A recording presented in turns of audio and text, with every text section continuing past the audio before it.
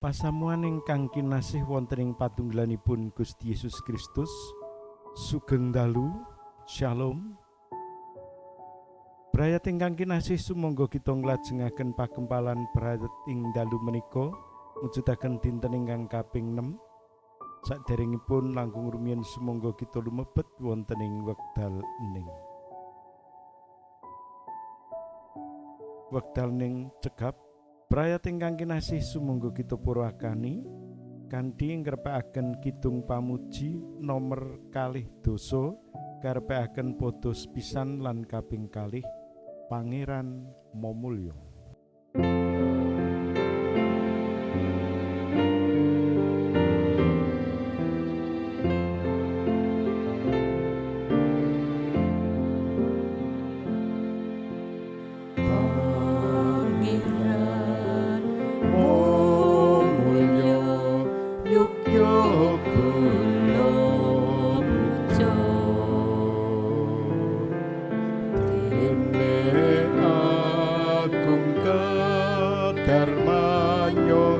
Kang sumrambah pring kula datan wonten wicalanyo tan kendhat yumintunyo Pangeran Momulya yogya pinuja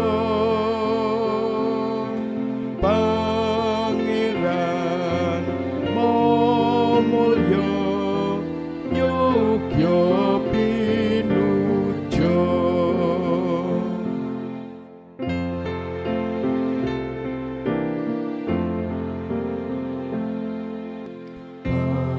Pangeran Momulya yogya kula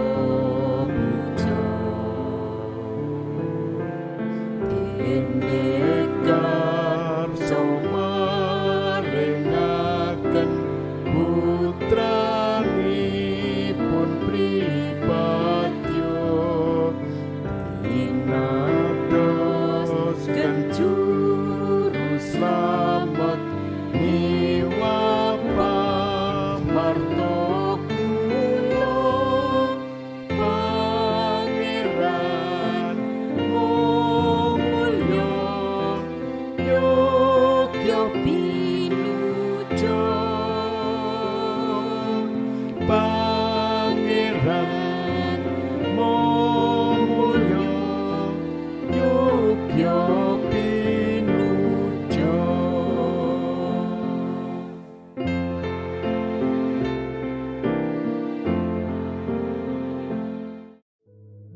Sumangga kita sami lumpet wonten ing pandonga langkung rumiyin.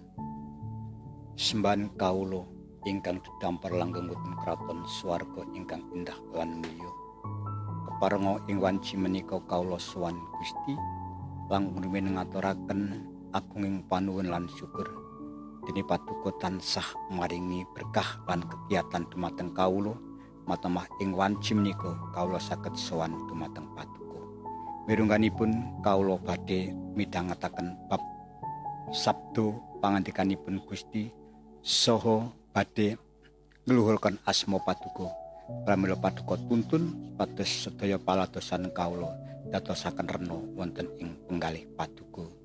Paduka paringi pangapunten sedaya panerak lan kalpatan kawula. Wonten ing Gusti Yesus Kristus kawula ndedonga. Amin. Brayat ingkang kinasih sumangga kita ngrepekaken pepujaning umat KPJ nomor 1 sangang doso sekawan kita repekaken padha sepisan lan kaping 2 kitab suci kang adi.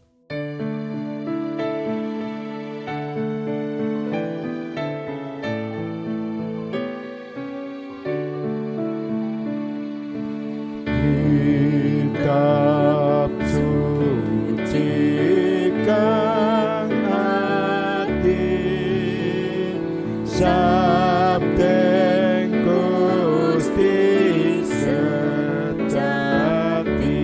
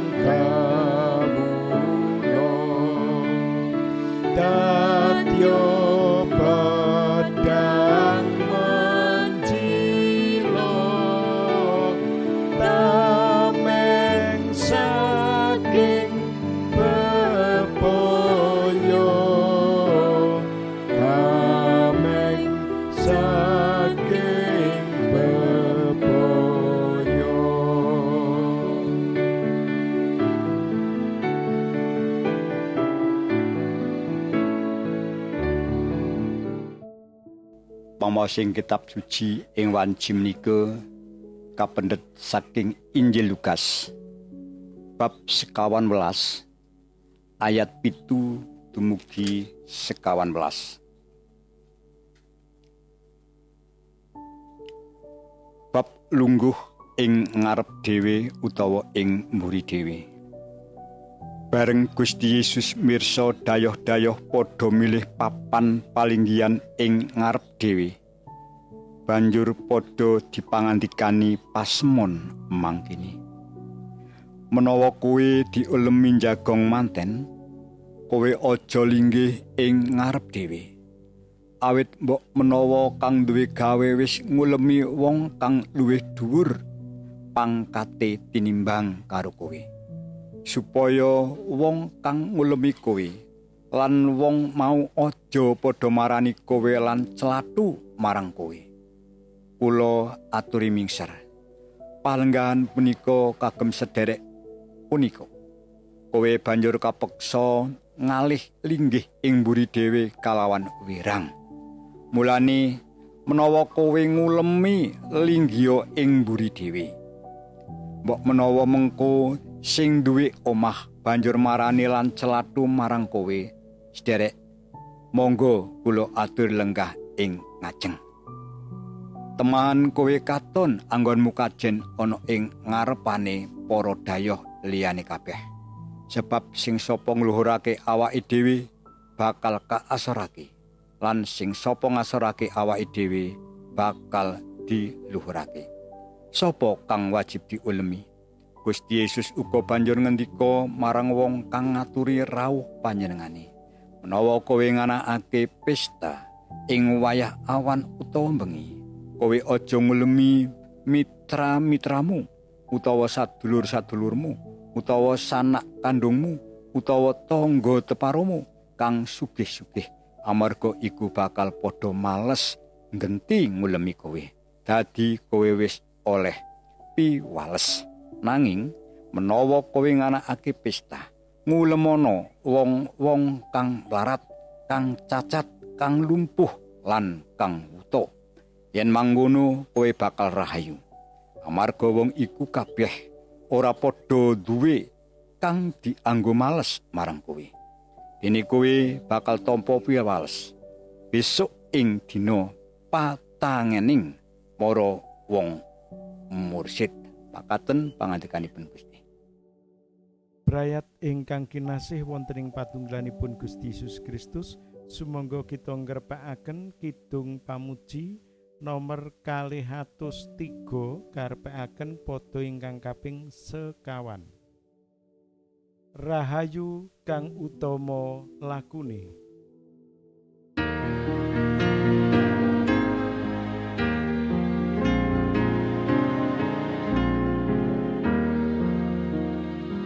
Sabdo paduka minangka tilah wonten ing ngajeng sing suku kawula, margi kula tansah den padani duh Gusti sampun supaos kawula tansah badhe netepi perintah paduka layan terus sing patos.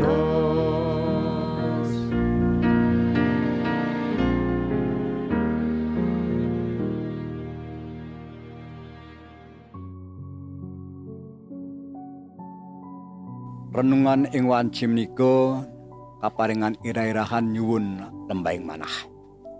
Salah satunggiling woing pakaryanipun Sang Roh Suci inggih punika ngendhaleni diri. Ngendhaleni diri inggih punika kasagedan kangge ngendhaleni diri pribadi. Ngendhaleni diri mujudaken pambudidaya, nuwuhaken pangraos bilih gesang punika estunipun dipun lampahi sesarengan kalian tiyang sanes. Salah satunggiling wujud ngendhaleni diri inggih punika tuwuhipun sikep lembah manah. Pribadi ingkang lembah manah badhe saged nyingkiri sikep gumunggung. Sesungaran rumaos pinunjul piyambak, rumaos mengertosi sedayanipun lan kirang utawi mboten saged ngaosi sesaminipun gesang. Perlunipun ndarbeni sikep lembah manah dipun andharaken dening Gusti Yesus. Wonten ing Injil Lukas bab 14 ayat 7 dumugi 11 Gusti Yesus ngengetaken perkawis gesang ing salebeting sikep lembah manah. Sarana anggenipun saged ngendhaleni diri. Ing wekdal ingkang kados pundi sikep lembah manah punika mestinipun katindakaken? Wangsulanipun boten sanes kejawi ing saben wekdal ing sedaya kawontenan punapa kemawon. Awit sikep lembah manah punika mestinipun dados watak ing gesang padintenan. Saben tiyang ingkang ndarbeni watak lembah manah mesti inggih badhe tansah ngetingalaken sikep lembah manahipun ing pundiya papan lan panggenan. Sae wonten ngarsanipun tiyang ingkang kaderajatan, punapa dene wonten ngajengipun tiyang ingkang prasaja, piyambakipun mesti inggih badhe ngetingalaken sikep lembah manahipun. Tulodo bab tumindak kanthi sikep lembah manah sampun sacara welo-welo dipun wulangaken dening Gusti Yesus nalika panjenenganipun dados kawigatosanipun tiyang kathah awit anggenipun sejati.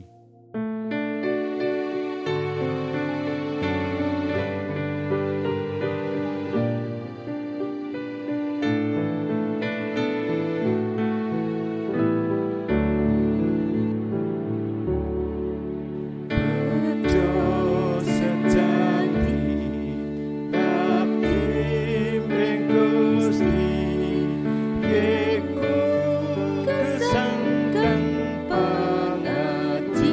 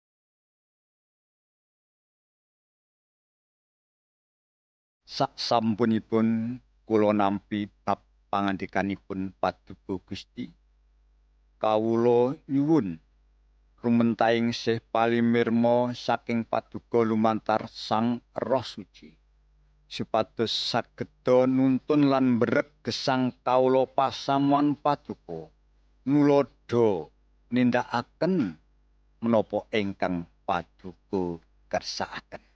Mugi kawula kasagedna lembah manah nrimah wonten ing ngarsa Paduka menapa ingkang Paduka paringaken.